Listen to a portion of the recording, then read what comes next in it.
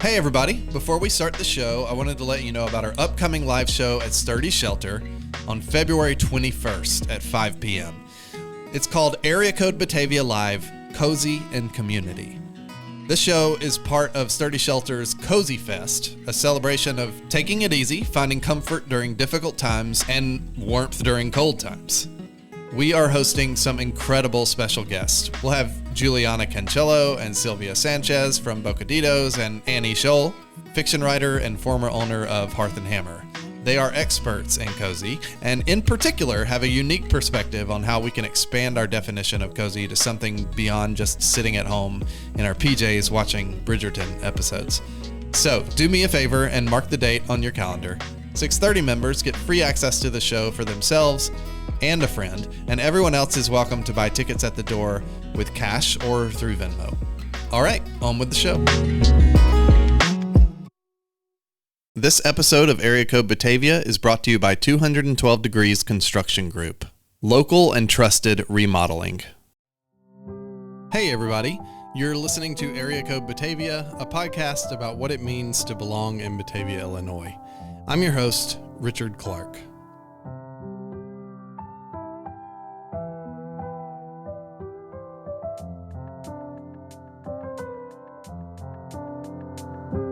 Today on the show, I'm at the Valley Sheltered Workshop, or VSW, talking to their executive director, Hugo Saltijeral. I have a complicated relationship with work. I have a job that I love, that feels meaningful and important to me, but it also takes on an outsized role in my life. I assume, like a lot of people who live in Batavia, I struggle with burnout and work-life balance, and sometimes I dream of that particular day when I can retire and just do whatever I want. But sitting down with Hugo made me realize just how much I take work for granted. Work has been an on-ramp to purpose and community for me. I'm honestly not sure where I'd be if I didn't have it. And for the employees Hugo works with at the VSW, many of whom are adults with cognitive disabilities, work is less of a burden and more of a gift. For them, work isn't just a means to an end. It's a pathway to belonging. Hugo is wired to understand this perspective. In fact, he seems to live it out himself. The more you talk to him, the more you see how much he not only loves his work, but seems to thrive off of it. And he's got plenty of opportunities to work. As you'll hear in this conversation, his work didn't even stop for our recording. We were recording in his office at the workshop, and his office door is truly always open. In fact, Hugo's the type of person that sees open doors everywhere and seems to get his energy from the opportunities they represent. His approach seemed to me to be a personification of Batavia, a town that literally calls itself the city of energy. The thing is, sometimes I struggle to relate to that. Is work really a gift? And how energizing can it really be? And what does it mean to give others the opportunity to do something that so many of us spend our lives trying to do less of? Here's my conversation with Hugo Saltijeral. Any questions for me? Are you going to be good with that? The ambiance is perfect. I'm telling you. I'm waiting until somebody opens the door and comes in. It's like the perfect level of like hustle and bustle in the background. I need a big stop sign on there, but it doesn't. On the other one, I had a sign. Yeah. One of my staff put it, and so people stop coming to meetings. Yes. And it says, stop, do not enter, knock first. Yeah. So everybody just came, You get the loud knocks. and then just open it. Yeah. Knock and then open. Today, Tuesday, we're having our lifelong learner program. Mm-hmm. It's classes we start. I seen education was a very important part of growth in anybody's life. Yeah. And with disabilities, it's lacking. Mm-hmm. If you don't have the funds, you are not going to school, right? There's no grants, there's nothing available. So then we started an education program. That's where the teacher comes. You met Miss Bloom. Yeah. So that runs from 2 o'clock today to 5:30. Okay. So can you describe for people who are listening this building? What is the look and feel of this building? What is happening in this building? And what does this building mean to you as well? It feels like a home. Uh-huh. Right? It's like how our homes used to be. Like doors always unlocked. Yeah. And like the neighbor kids just come running in, right? Mm-hmm. And everybody gets to do that. This is how much can happen out of this little space, right? We've been here in this location since 1979. Mm-hmm. It was actually a gift from the Batavia Kiwanis. Okay, Built it, did all the work, and then at the end of building it, they handed the keys over to Reverend Johnstone and said, here you go. It's one of the reasons why we're able to do what we do. We don't have that mortgage and those other things. And it just was a space for them. Right? Yeah. And when I mean them, I mean the community. One of the cool things is everybody brings their lunch with them. And then our floor manager will take care of that. Our floor personnel before lunch warm up everybody's food. And so there's a smell that goes around lunchtime. It just feels like, it smells like home. Yeah. Right? I can smell pasta. I can smell whatever yesterday's leftovers were. That's the food that they're eating, that they come in. Just like we all take to work. We take yesterday's leftovers to work for lunch. You never know who's going to stop in. You're starting to hear the noise, right? Yeah. And as soon as you came in, the noise was there. So there's so much happening, and that's what I love about this. Right. When I joined, it was quieter, and we're just coming out of COVID, like everything was quiet. And they wanted more interaction, right? Yeah. This place is meant to be utilized by the community. Yeah. So we started doing those. We started our Community Fridays, where everybody comes out, joins us. We just break bread together. Oh, that's cool. But it kicks off, and it's a great opportunity just for our neighbor next door to come over, or the business owner down the street come over. It's a great opportunity to network. It's a great opportunity to just see what VSW does, and that's all it is. It's not awesome. A fundraiser, just no expectations. Come, eat. We thank our sponsor. We have some amazing people here that make sure everything happens, and we thank them, and we serve, and we just sit around and talk. So to you, this space feels like home. Is it fair to say it feels like home to the people who come here every day? Absolutely. Yeah. When we have snow days or other days, they're all texting me, and they rather be here than home. A lot of us like being at work more than home. Yes. Right? We love home, but we love work. We have our work friends, right? We have those things, and that's what they have here. You want your routine, and especially your routine that's tied to your social life. That's really the thing. And that's a big aspect of what we do, right? Yeah. We teach all things adult through the lens of work. Okay. Yeah. Right.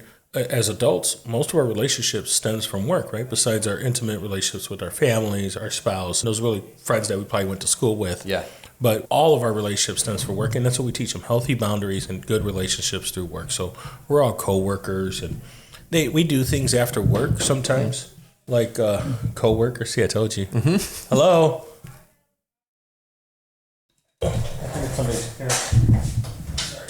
Hello. Yeah. How you doing? Hi. I can't. Yeah. Yeah, where is this mom? So you need a copy of these? Yeah. Can you make copies in the copier? You know how to do it. Yeah, I just. Yeah. So you got it. You're running the floor for me. Thanks, Jeff. Yeah. Jeff's he's one of our support staff that came on for our school. Awesome. When I met him, he works out in the community and has another job. And when we started talking, he's like, told me these dreams and ideas of being a leader. He's like, I can do more than support. I think I can lead. I'm like, absolutely you can. Nice, so that's what we do. I think that's what VSW does. It's like what your dreams are, and let us be that path for there. Yes. So for him, we're working on creating more of a leadership managerial role within the different programs. Yeah. And let him take that responsibility on. Yeah. And just watching him, it kind of changes his demeanor. He's not as scared. Yeah. Yes. So this is a kind of home. Where's your actual home? Where's my home? No, I live in Aurora. Aurora, born and raised. So you live in Aurora. Yeah. And you started here when? Actually, March 1st would be 4 years. 4 years. Okay. Yeah, this March 1st. So 2020. 22? 21? 21. 22. I don't know. But you were, okay. So you were saying you came here right after COVID. Right after COVID. Yeah. Okay. What was the first time you felt like you belonged in Batavia? As soon as I met the people. Oh my God. Batavia people are so welcoming. Yeah. Right. I came in and like I put my foot in the water and my toe kind of like fill it out, see what we're doing. A few months I was here. Yeah. I met the mayor. Right? I met the wonderful women at the chamber. Yeah. Right. They helped me out so much when I got here. Yeah, I'll bet. You call them and they have answers to everything. Incredibly helpful. Yeah. People. So helpful. Yeah. I think that was my first relationship here, and like I can't live life without them. The first kind of community gathering we did a potluck. Okay. Come and potluck with the new executive director. Come and meet them and do those things. Yeah, meet and greet. Yeah, meet and greet. And I started meeting some of the people who each one that came in here was like, so glad you're here. Welcome to Batavia. How can I help you? And I was like, I don't know. I don't know. Thank you. Just keep coming back. Yeah. And I think the chamber helped with a lot of that too, going to network events, seeing people, meeting people, neat faces, kind of understanding what the rest of Batavia looks like and where does VSW fall into that? And I just felt like, you ever meet like extended family, like you didn't know them, and then you're like, oh, here's my extended, and you meet them for the first time. Yeah. Well, just imagine meeting those extended family for the first time as an adult, and they take you in just like they're your little cousin. Like, you're a little cousin. Yeah. That's how I felt here. And there's a feeling of we've got a place for you. Are like, we have an idea of what you will be here. Yeah. Yeah. There's a role for you. And not one time you felt like you're intruding in someone else's space. Yeah. It's like you step in and you are part of the community already. Yeah. And that's what's like the greatest thing. Yeah. I felt like there was a space for me here when I got here. Yeah. Right. You go to family space, right? You go visit them on vacation, and they never look at you like, oh, I didn't have room set up for you. Like, they're like, no, here's your place, right? And that's exactly what it was. They're like, I was waiting for you. Yes. Yeah. And it's tied to this idea of like, you feel like you are, I don't know if valuable is the right word, but you're of value to another community. You have something to contribute. Absolutely. Yeah. Absolutely. Tell me about the moment you realized you were going to do that. When I got into nonprofit and really years ago doing those things, it was by accident. I worked in the corporate world. I worked in the private sector.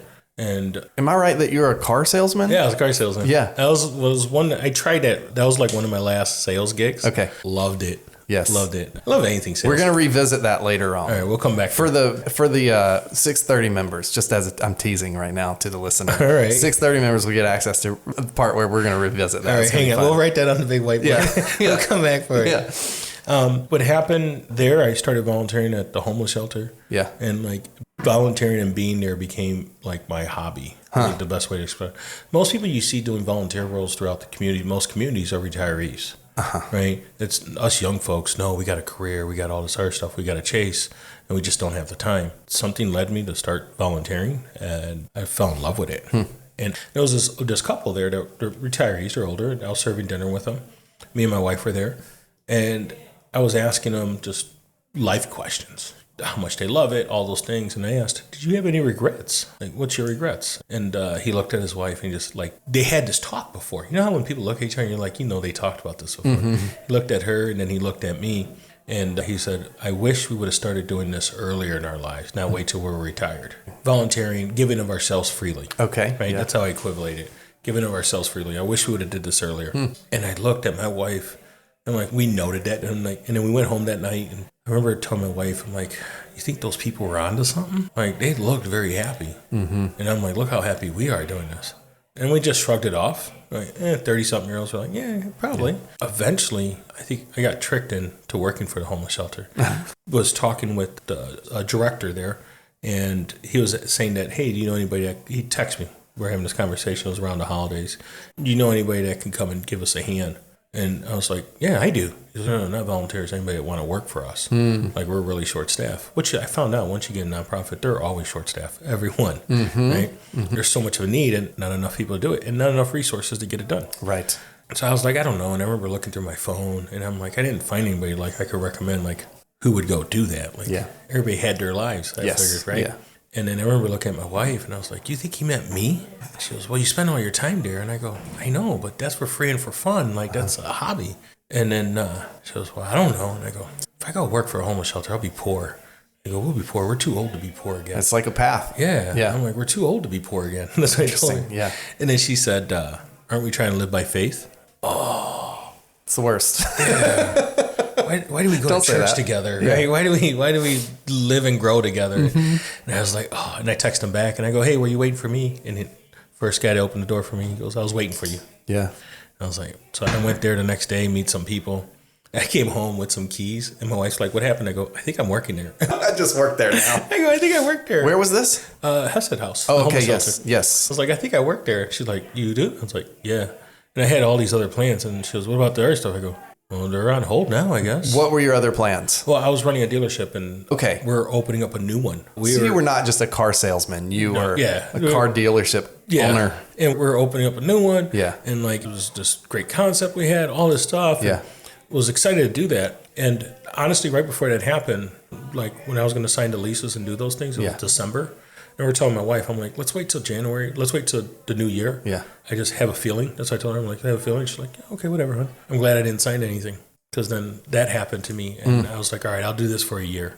I'll come and wash feet for a year. And then I'll go back to doing what I like doing. That was like 13 years ago, 14 years ago. Yeah. I never went back. Is it just that you liked this so much that all of the other stuff you wanted to do sort of fell? Was that other stuff about making money, or was it about some other kind of legacy ambition thing? I had that idea in your head, right? You work to live. Yeah. Right. So I'll do all this so I can build the life I want to have. That's what I was taught. And that's like my understanding. Right. Right. And then people happened to me. And like I found life right where I was at. Mm-hmm. And I didn't need to go work to build a life. I didn't do those things. Just life was around me. Yeah. And I think that was one of the biggest revelations I ever had. I'm like, life is now. Mm-hmm. And that is doing that, like, gave me the most joy. And I think when I got there, and once you see behind the there being Hesed House. Yeah. And it just, the payoff on that is way bigger than any sale I could ever do in my life, right? Mm-hmm. And like, that's what I fell in love with. I'm like, all right, how do I impact more people? I remember getting there and working with a gentleman. I was there on the weekend, and he came in, he wanted some detox. He wanted recovery stuff. Okay. And all I knew was, well, the case managers be here on Monday at 9 a.m. and it's Saturday. And he's like, yeah, but I ain't waiting until 9. Yeah. And I was like, yeah, you're not. Like, you'll change your mind. And I was like, all right, can I help you? And he's like, yeah. And I go, all right, if I find you somewhere, would you go? And he's like, yeah. And I remember getting on a phone. I never done it before. Yeah. Got on a phone. I found him a facility that will take him. So you started calling around or something? Yeah, I started calling around. I found the bed. I was so excited. Yeah. And I was like, how do I get you there? It was in Chicago. I'm like, how do you get there? And there were some volunteers that were in the room with me. They were sorting mail. And the volunteer goes, can I take them? You can do whatever you want. They're like, I'll take them. And they were so happy to do it. And I was like, okay. So like we hurried up and got him showered, new clothes, threw him in the back of the car before he changed his mind, and sent him off. I went back and I'm like, hey, how do we do this more? Well, there's no resources, no money for that. And like, how do we do those? We had 40 people that were professionals. Wow. I had CEOs, business owners, doctors, mothers, like everything in between. Yeah. I didn't want somebody sitting at home waiting for a phone call. And what we said is, you'll get it when something like this happens 24 hours a day. We'll send out a group text. And if you can't do it, don't tell me you can't do it. If you can, just say yeah, and we'll take the conversation offline. Yeah. And I always tell people, just watch the yeses and watch the magic. Okay? And every time this started happening, and what happened was, like, people started engaging in those resources or utilizing those resources because they finally had access to it. They had someone that was wanting to do it. You, me, most people that we know, right? If you had a family member that was struggling with addiction, and they called you, even if they're distant or whatever, they called you. Right. They're like, hey, I got a bed in Chicago. Can you help me? You will probably get in your car, right, and go get them, or pay an Uber, or whatever it is. You will help in some way. Well, when you're extreme poverty and you're in that kind of level of homeless, those kind of relationships have gone to the wayside now. That you can't tap them anymore. So there's no one there. And what happens within agencies, they're only available 8 to 5. And what do we do outside of that? So you have to go tap and find people that are doing it just for free and for fun. Yeah. So we was able to do all that, and so many people started leaving. So many. Like, what happens is Tommy sees Billy went, and we're like, hey, I could do that too. And then Billy goes, and then Sarah's like, hey, I want to do that too. And then the next one, before you know it, like, it's just like popcorn popping up, and people are leaving. And then you look around, and you're like, hey, wait, we're half empty. Like, that's all it took. And we did those things. And I love that. I love creating solutions to problems. Yeah, that's cool. I think that's my favorite thing to do in life. So when I came here, the same thing happened. I wasn't planning to come here. I loved doing what I was doing. December, it's always December. I remember telling my wife, I'm like, I got that itch in my stomach again. I'm like, God needs me somewhere else. And she's like, well, don't listen. Right? Jokingly. Like, she's content. The last time, it was very scary. But God always takes care of us. And I was like, all right, I left it there. And then in the beginning of the month, I'm serving dinner with me and my priest at the homeless shelter. We're serving together. And I go, hey, Father, I got this feeling that the big guy needs me somewhere. He's like, well, go spend some time in prayer and see what happens. And I was like, oh, I don't want to. Because I want to know something's out there for me, but I'm afraid to go do it. Right? I'm like, I'd rather talk about it and be like, hey, I think this is what I need to do. I relate to that. I don't want to do the actions that like, oh, it's scary. I listened to him. And I want to spend some time in adoration. Like, nothing happened. in adoration. Like most of my adoration is there. I'm just sitting there. I'm like, all right, I'm here. Yeah. What's going on? Like I'm sitting there and I'm doing prayer. And I did the whole time. Like and one thing, I have this relationship with God. I'm like, hey, God, can you just make it obvious, whatever you need me to do, because I'm stupid? Like, just make it obvious. Like, I don't know gray, give me black and white. And he does it. Through circumstance. He does it. Is that what you mean? Through circumstance, what you mean? But by opportunities that come up? Nope. Or make it obvious. In what way? Whatever he wants me to do, make it so obvious that I know I'm in the right direction. But how does he make it obvious? So I went to adoration that night. Next morning, Thursday morning, I woke up to a text message from the board president of Valley Shelter Workshop. Said, hey, this is the board president of Valley Shelter Workshop. Yeah. We're creating an executive director role. Would you like to talk to us about our future? Oh, wow. And I went like that. I looked at my phone. I go, wow, you're fast. Yeah. And I knew, no one else knew this, but I knew at that very moment when that text came through, I've learned as an adult how to discern and really follow through. Yeah. And I was like, all right, that's where you want me. So I already knew. Yeah. So I'm there, I'm talking to him, and I'm looking around, and I see the faces of some of the people that I have in homelessness. And I always wonder, I'm like, how did you get here? Yeah. Oh, and man. And the moment of talking to him, I go, I'm in Batavia. I'm upriver. Oh, wow. Yeah. I'm like, I'm upriver. And then at that moment, I told him, I was like, all right, I'm in. He was like, what? And I was like, yeah, I'm in. I'll help you. So this was an opportunity for you to address root causes of the things you were addressing in Aurora. Absolutely. Interesting. Right? I didn't know why I ended up where I ended up in Aurora and doing those things. And I see further down. You have to go further down to see further down. Yeah. And now, like, I would have never known this existed. I never knew this was there. I never knew there was opportunities. I thought that just happens, right? Yeah. But then you're seeing, you're like, oh, wow, there's some validation. There's things being built. He's like, I can't give you what they're giving you. I was like, I know. Like, I can't pay you what the shelters. I go, just don't tell my wife. You've got to, though.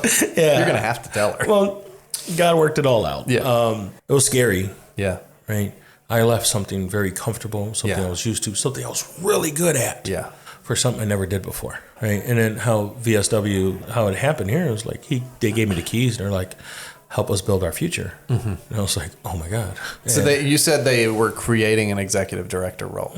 So you were the first executive director. I was the first. That is a fun thing to... Yeah, I get to mold. I feel like I'm in the right spot at the right time, doing the right thing. Yeah. This episode of Area Code Batavia is brought to you by 212 Degrees Construction Group.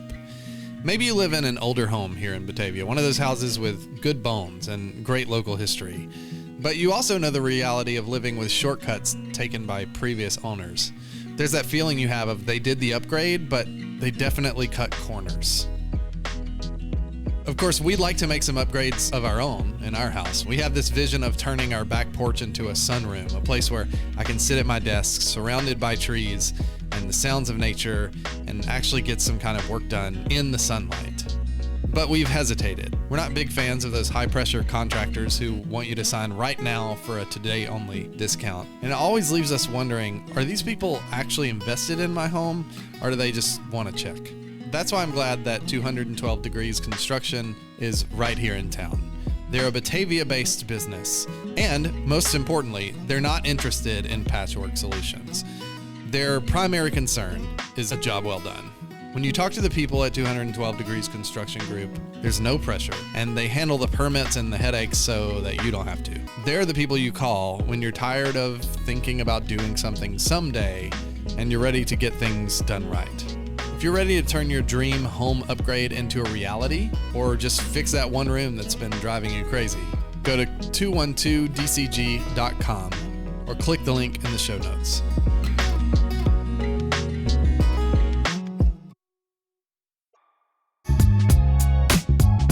Can you explain for people what VSW stands for and then what you're doing here? All right. VSW, which often gets confused with VFW, right? And when I started using that, people were like, "No, you got to say the whole word." And we're Valley Sheltered Workshop. Yeah. Traditionally, we were opened in 1966 by Reverend John Stone. He had a son, Bobby, that had cognitive disabilities, and he wanted some space for his son and his friends to be able to engage in real adult experiences. Right. And what's the most adult experience anybody can have is work. Yeah.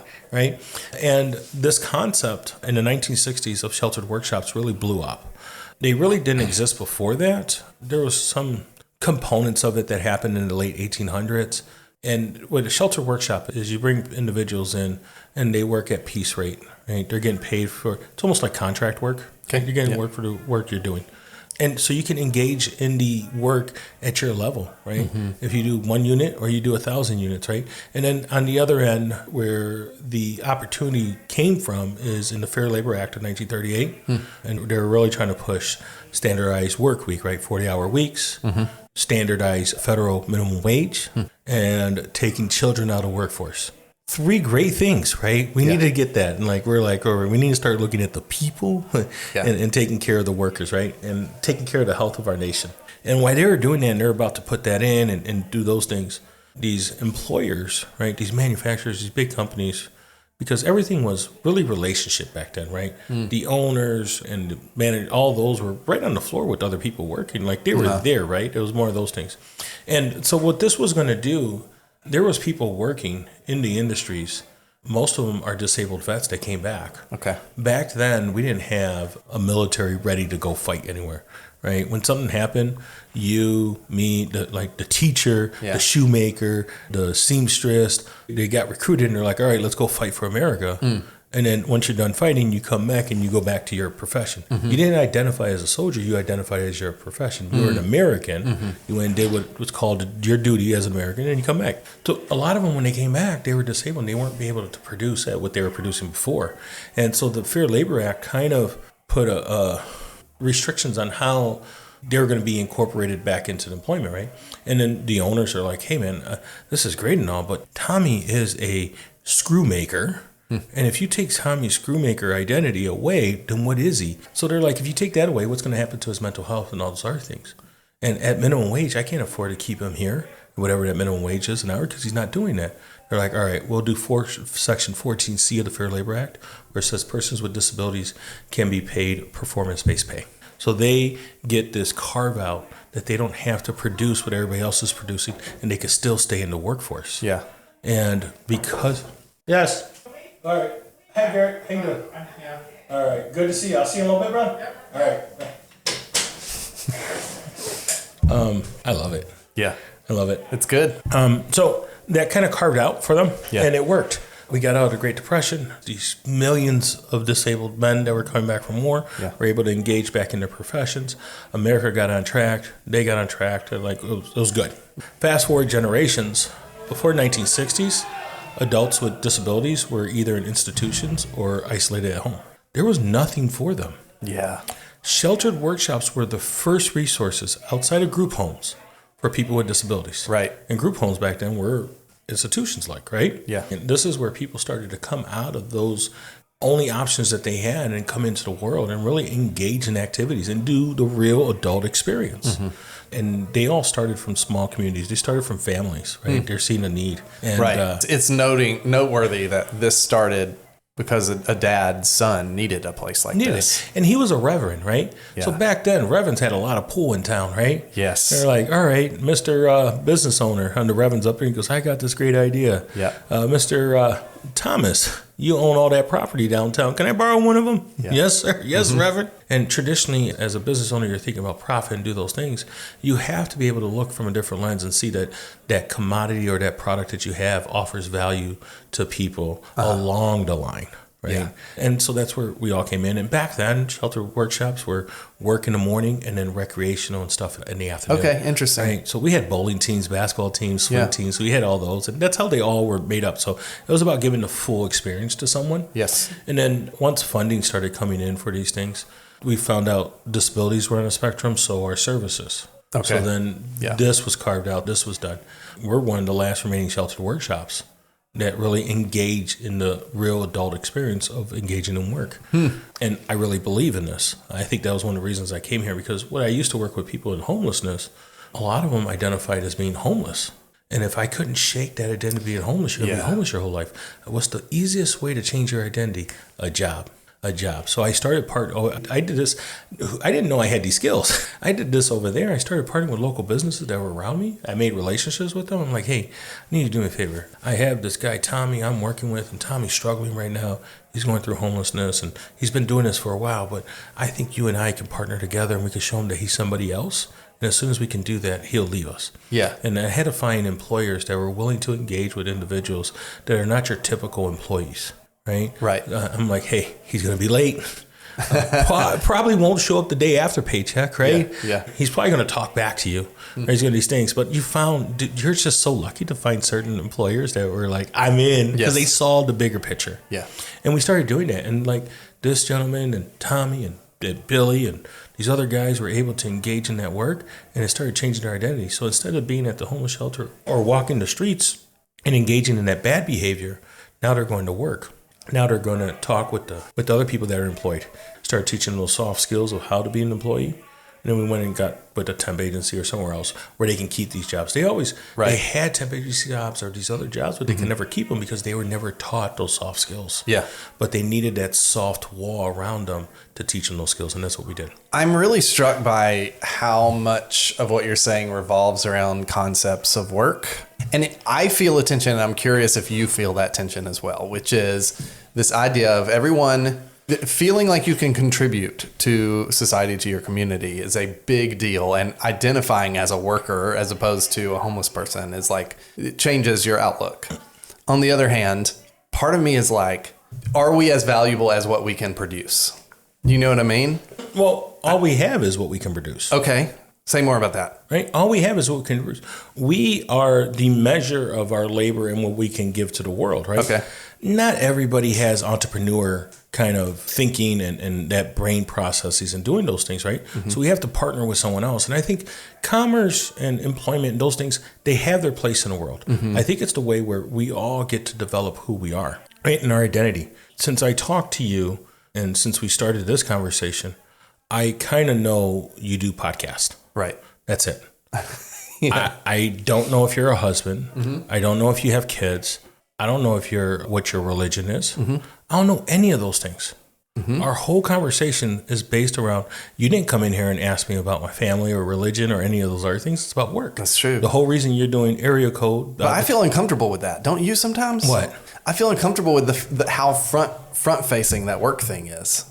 Well, as opposed to all those other things. All those other things are important. Yeah. Right? And you should be living in a life, you should be living in a manner where everybody sees the rest in front of you too. Yeah. Right? I engage with a lot of people, and I had one staff years ago.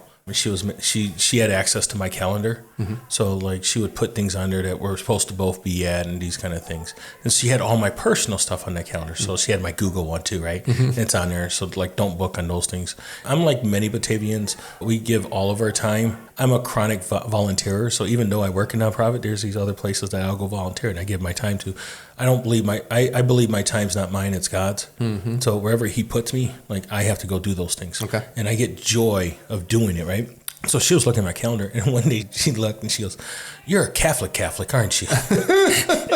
Because why? Because there's just things I do a lot with my church. I'm involved in a lot of ministries. Yes. What got me to go to Hesed House was our homeless ministry at our church. Got it. That's the first thing that got me to go there. Nothing else, right? Yeah. And then since then, I get to be the director of adult formation. Yeah. So new people that are becoming Catholic, I get to walk with them. I also get to provide education and walk with parents of their kids going through the sacraments. I get to do that. Yeah. I still run our homeless and our food outreach ministries. I'm a Knight of Columbus.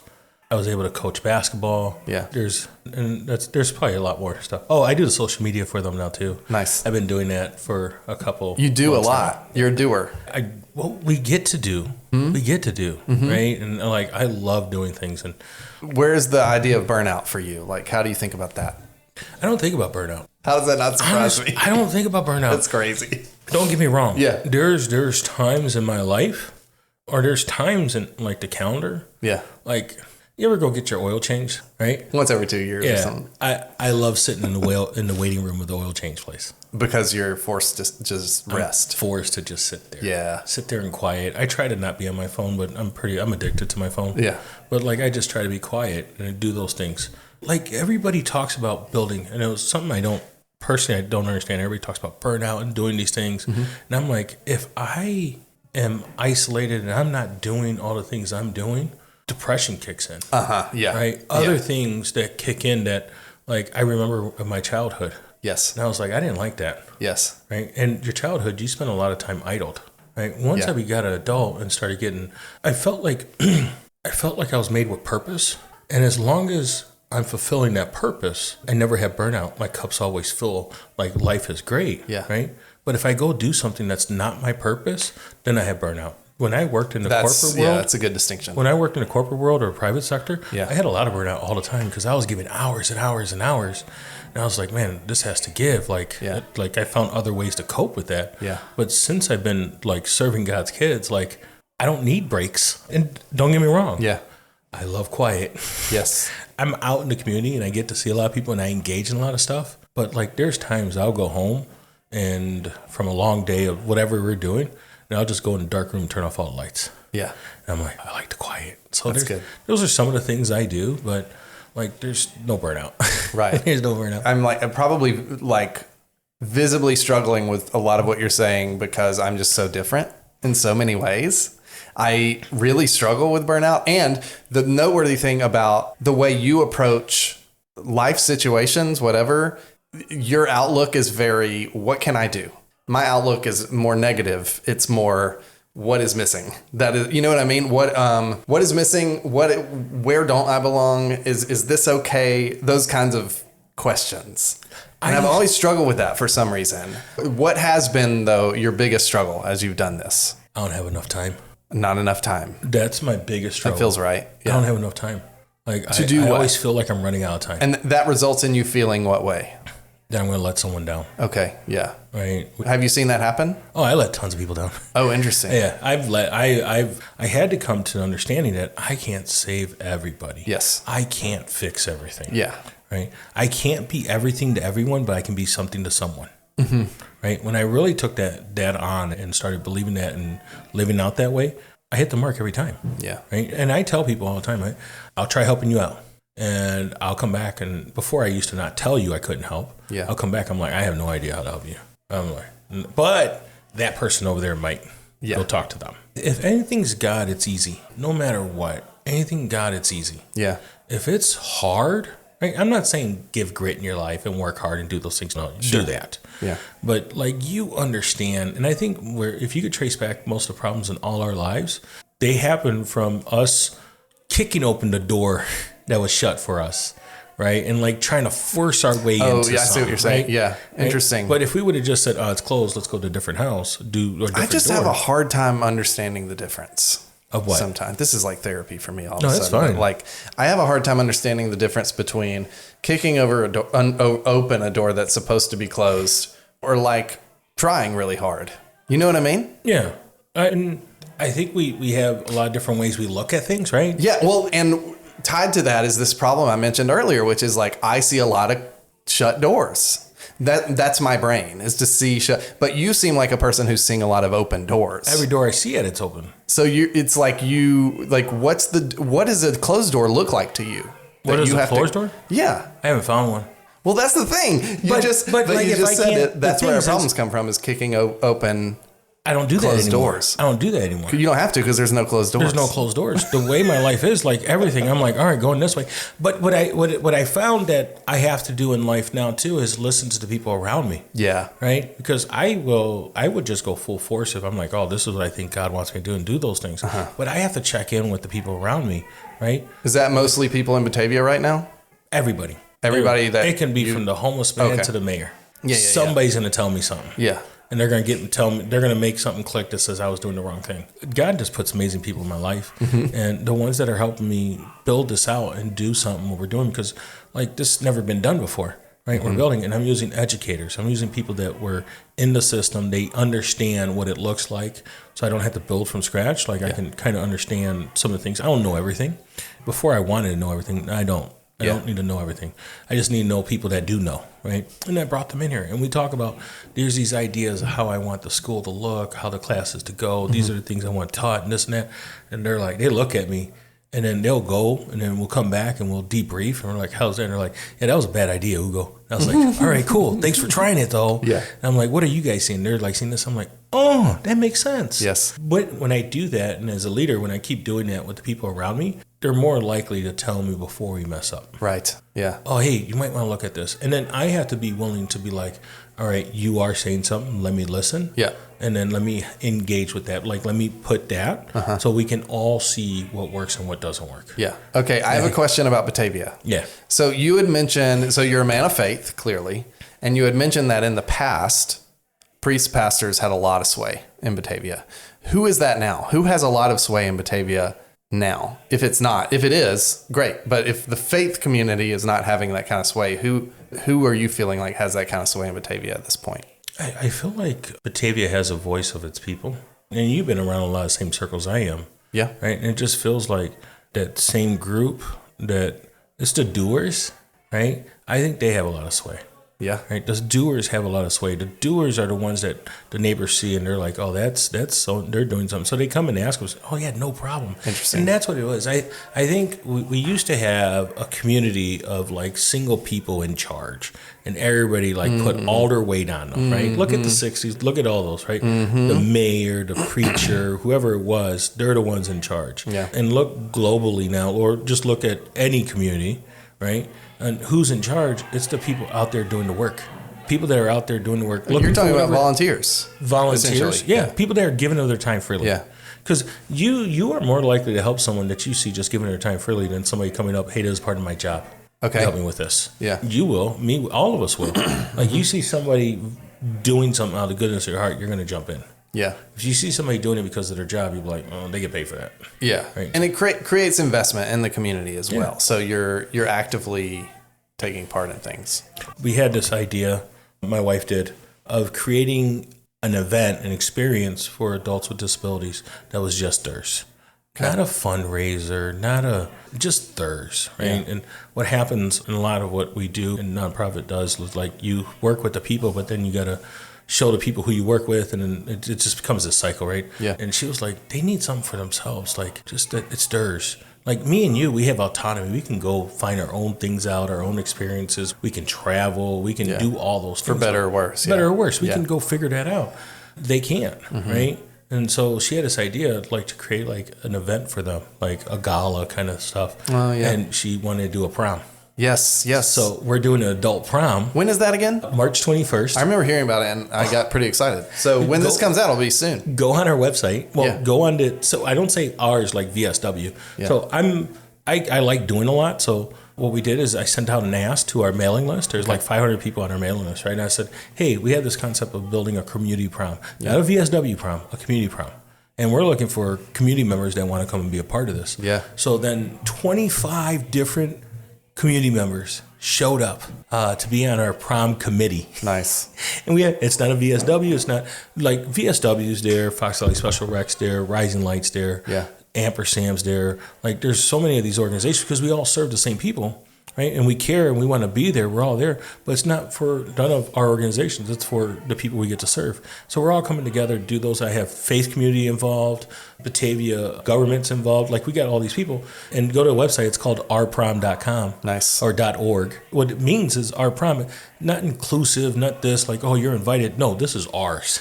This is ours. This is theirs. That's cool. Right? And everybody's coming in. And what's happening is all the people on there are our community people, our volunteers in the community, the people that give of themselves. Those are people on the committee. And those are the people going out and asking other people, how do you join? Right? This past weekend, I think we have 3 photographers who want to give of their time freely. We got a DJ that's going to give their time freely. Like there's just so many different things that people are coming in and being a part of. Moose Heart is providing the honor guard. It's going to be an event. Yes. And it's free. And that was one of the things we want to do free. So like who in the community can do the lifting. Yep. And we're going to have a dress giveaway March 7th. For individuals, they can come. If they don't have a dress, come and pick out the dress. We got dresses, suits here. Come and get it. We have volunteers coming. They're going to set up the sewing machines. Yeah. So if they need to do any minor alterations, they can do it here. Like those are things. And those who has the way to sway people in our communities these days, the people you see out there doing it. Yeah, right? That's good. What is it about the VSW that could only work in Batavia? What I love about the Batavia community, right? Yeah. It's crazy, right? There's 20-something thousand people that are here, but it feels like a backyard. Yeah. Right? And you look on Randall, you look downtown, you look Fabian, you see all the big buildup, you see those things, But like, if you go outside and stand where I'm at, I know all the neighbors. I know all the neighbors, and like we all help each other. You need that for an organization like ours, right? Our organization thrives on community. Like every community, every person in this community wants to do something. They want to be a part. You too, right? This is, we all want to be a part of something. So then we have to have the space and the place where people can come and engage and give of themselves freely because we want to do that. And I think that's what VSW does here. Yeah. It offers space. We have from volunteers coming in to work with individuals, completing their task and helping them, being that just a helping hand, right?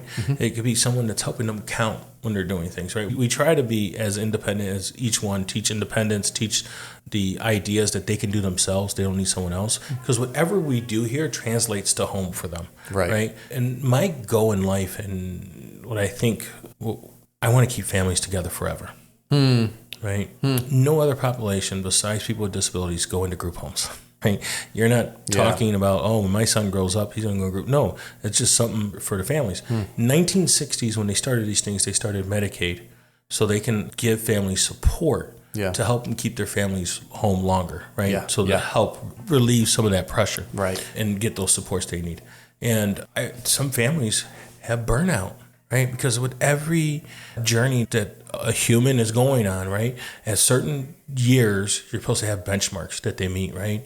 And they're not. And it doesn't matter. You're the most loving mom and everyone else. You're going to be like, oh, they're supposed to be doing that by now. Right. 1,000,000%. Yeah. And so what I believe that VSW exists now today for is to relieve some of that pressure for mom and dad, especially mom. Right? So if we can teach how to clean up after yourself a little bit more, mom's coming home from work and she's so stressed and now she got to clean up after her. Like, oh, but now she comes home from work and she sees the cleaning. She's like, yeah, that's huge. I can make this last. Yeah. Right? Teaching from doing dishes to getting their own things. They come in the morning, they get their own supplies. They know what jobs they're working on. They do it. We teach them how to be accountable to it. Let's write down your numbers. Like if you have to have some self-awareness, right?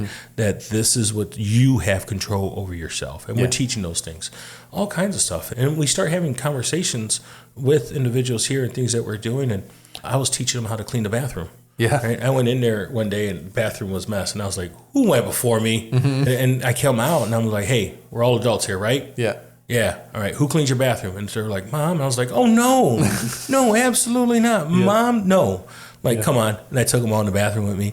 I showed them where the gloves were at. I showed them where the Lysol wipes are at. And I showed them all that. And I was like, you make a mess, you clean it. Yeah. Mom, do they like that? Huh? Do they like that? They love it. Do they? They love it. I would hate it. My son hates it. I think they're looking for more adult experiences. Yeah. You automatically get them. Right. That's why you hate them. Yeah. But well, that's the theme of this whole thing, right? The way that you and the people you work with think about work is because you're not taking it for granted. So much of us have this scared idea about work and not wanting to take on too much. Yeah. You know, wanting to be careful, not to burn out, all of that, which I think is important. But it's because we, to some extent, take it for granted that we are going to have it and that we can do it. And I think for some people, it is easier to appreciate work because it's not a given. We have to take the opportunity. Yeah. They came back. They came back? It was gone for weeks. And look at that. They were probably looking for a word and they couldn't find a word. And they found it. Look at that. Sounds like a plan. I love Miss Bloom. We already know one answer to this question, which is cereal and milk. But what else keeps you up at night? What keeps you up at night? Nothing? Nothing. You just go straight to sleep. I hit the pillow. You're done. I'm done. I force myself to stay up sometimes at night. Yeah, I hear you. If you know you're not going to fall asleep, I'll just stay up.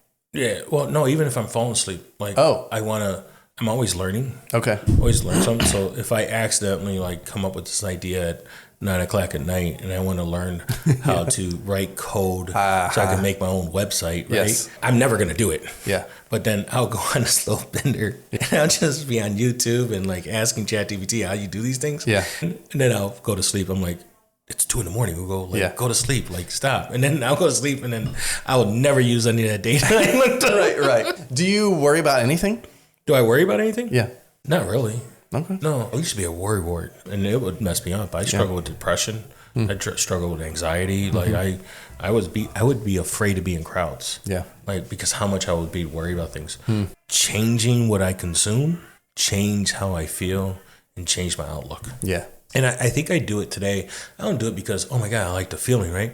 I think I do it now because I love it, right? I love the feeling.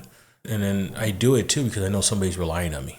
Right? Yeah, totally. So, to you, what does it mean to belong in Batavia? to belong? In Batavia in particular. I don't know what it means to belong. I don't know. You can think about it Yeah, if you want. My meaning of belonging is you allow me to help you. Let me help you. I feel like I'm a servant. Let me help you. My favorite passage, and I don't know Bibles, books and verses or none of those things. I told my priest I want it read at my funeral because like I subscribe to this. And there's this parable talking about the workers working in the field. Yeah. And then they come in and it's dinner time. They don't sit at the table and wait for the master to serve them, right? They continue to serve the master, right? Yeah. Me, I felt like my whole life I would go bust my butt and just wait for someone else to, all right, now it's my turn. Now it's my turn. And I felt like when I lived like that, life was hard. It was hard. It felt like I never got the payoff, right? And then something shifted me and I was like, oh, wait, I'm not made to rest. I'm not made to rest. I'm not made to be served. And when being just a servant and continue to serve, like my bounty is plentiful. Yeah. I feel like God gives me 9 days a week, right? 30 hours a day. Like I have so much time, right? And like I still want more of it, right? Because like there's so much I get to do with it. But I think I have that because I know it's not mine and I'm giving it all away. Yeah. Right? That's why I'm up at 1, 2 in the morning trying to do these social medias. And I'm horrible at it. I'm horrible. Yeah. I'm very inconsistent. Yeah. But before me, no one was doing it, right? Yeah. So it doesn't matter. That's what I think a lot of people are afraid to do anything because you're afraid you're not going to do it right. Sure. No one wants you to do it right. God just wants you to do it. Yeah. We closed down for 2 weeks in the winter. Yeah. I didn't take a break. We remodeled. I was in here every day. I was doing these things. But I was like thinking the whole time. I'm always thinking like, what is my next year? You see the big calendar I have. I plan out my year and I'm like, what are we going to do? What are the milestones we're going to hit? How are we going to serve more people? Like all those things go through my head. And I had this idea. I'm like, all right, I'm going to do a newsletter or a weekly email every Monday, right? That's only 56 emails. I'm still under the 80. Yep. Cool. I'm going to do it every Monday and just talk about kind of things that are related to VSW, maybe some things about disabilities or some mental health stuff, just whatever it was, right? I'm going to do this. And I started creating. I'm like, I did the first one. Yeah. I did the second one. Yeah. Third one. I did the fourth one. I've been doing it. And then last week, I didn't do it on Monday. So I said, happy Tuesday. I sent it out.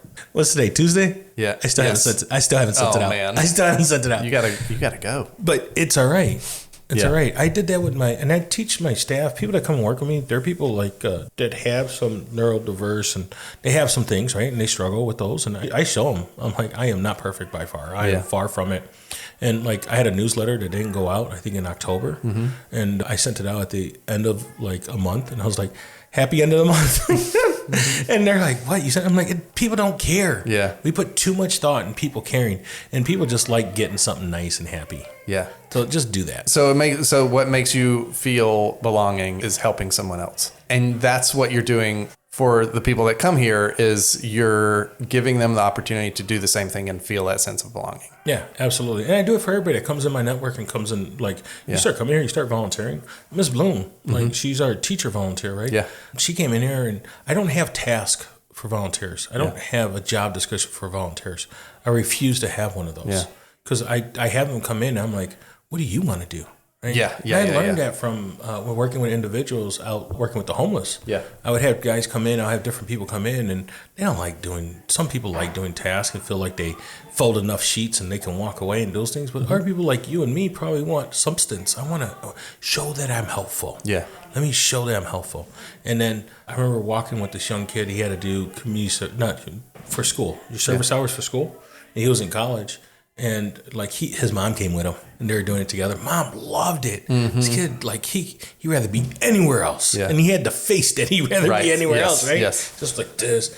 And then I was like, hey, let me give you a tour. So I'm giving him a tour and walking around. And we noticed in the tour, there was a lot of cars abandoned in the parking lot. They weren't running. He was like, why aren't they running? I go, well, I haven't fixed them. He goes, why don't they fix them? I was like, I told you they're homeless, right? There's no money. It just sits there and they hope that one day they'll have it and somehow it works out. And he goes, can I help him fix it? I go, absolutely. Amazing, yeah. And he went and called his friends, and they came for like a couple weekends in a row and started fixing people's cars. Yeah. And they started using their own money to buy parts. Yeah. And then they did little things. They got someone running, and like you should have seen this kid smile so big. And that's what I do here. Yeah. I come in, all right, what's my blind spot? What don't you see? Where do you want to fit in? I wanted to do the schooling thing. I had a teacher reach out to me because her son aged out of school and they're looking for stuff. And we started talking. I told her what I want to do. She's like, what? And then I'm like, all right, we're going to kick this off. We got to do it. And then within like 2 weeks, 2 retired school teachers signed up to volunteer. Wow. I'm like, thank you. Yeah. Thank you. Just got to go forth and things that happen.